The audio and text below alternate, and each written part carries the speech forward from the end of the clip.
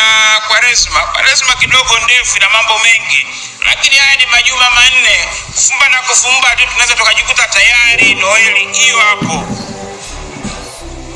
Mambo gani tunayopaswa kuyakumbuka? Nitataja matatu. La kwanza, katika kipindi hiki cha Noeli tuna viongozi wanaosikika hasa kwenye maandiko matakatifu. Ukienda kwenye hifadhi za taifa kutembelea kama mtalii, unapewa kiongozi wa kukuongoza. Ukienda mlima Kilimanjaro kwenda kupanda ule mlima, unapewa wapagazi. Ni viongozi ambao wanakuongoza mpaka kufika kileleni. Ni wa muhimu. Kwa nini? Kwa sababu wana uzoefu, wana stamina, wanajua njia, wanajua mahangaiko na shida mbalimbali utakayopata wakati wa safari yako na jinsi ya kukusaidia. Kwa hiyo ukiwa na kiongozi ni muhimu mno. Kipindi cha Majilio viongozi wetu tunawasikia ni akina nani? Wa kwanza ni Nabii Isaya. Tumemsikia hata leo katika somo la kwanza, Nabii Isaya. Nabii Isaya ni mmoja wa manabii ambaye anatufariji, anatutia moyo. Kitabu cha Nabii Isaya kimegawanywa katika sehemu tatu: Isaya wa kwanza, Isaya wa pili na Isaya wa tatu, au Trito Isaya. Trito ni tatu, wa tatu. Huyu wa kwanza ni kuanzia sura ya kwanza mpaka 49. Huyu wa pili 40 mpaka 55. Na huyu wa tatu sura ya 56 mpaka ya 66. Isaya wa pili 40 mpaka 55, nini anachokisisitiza? Huyu anawaandikia Waisraeli wako wa mishoni Babeli, wako huku wanatawaliwa, wanateswa, hawana uhuru.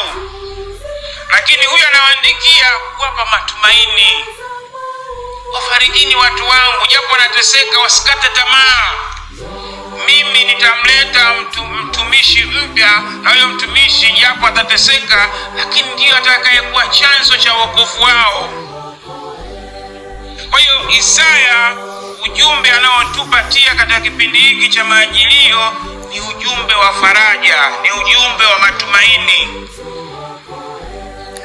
Tunaweza tukawa katika shida, tunaweza tukawa katika mahangaiko, tunaweza tukawa tumesakiziwa tu uongozi, tunaweza tukawa tumeshinda kwa ujanja tu. Ndio, kuna mmoja alisema kuna kiongozi mmoja, sijui ngazi gani, alichukua nini? Mamluki. Ndio, mmoja amepita kwa kula za mamluki. Ndio. Nilisikia. Lakini bado sisi wengine tunafarijiwa na Isaya. Hayo mahangaiko yote, ujanja wote, vyote hivyo vitapita. Kwa sababu gani? Kwa sababu Bwana atamleta mtumishi wake. Nyinyi mnapaswa kuwa watu wa kuwafariji wengine. Nyinyi mnapaswa kuwafariji watu wengine. Wewe kama kiongozi, wewe kama mwanafamilia, wewe kama mwanajumuiya, wewe sio kama mwanachama gani cha kitume, tuwe sababu ya faraja. Huyu mtoto Yesu tunomtumainia, tunomtazamia, yeye ni Bwana wa faraja, na anapenda mimi na wewe tuwe faraja, mikono ya faraja yake kwa wengine. Ukiwa sababu ya kuwakatisha watu tamaa, yapo hata kama mtu mwenyewe, basi ndio hivyo tu, uongozi wako hauna maana, Ukristo wako hauna maana. Lakini mtu wa pili, kiongozi wa pili katika kipindi hiki cha Majilio ni Yohane Mbatizaji. Sauti iliyoaye nyikani, tubuni na kuiamini Injili.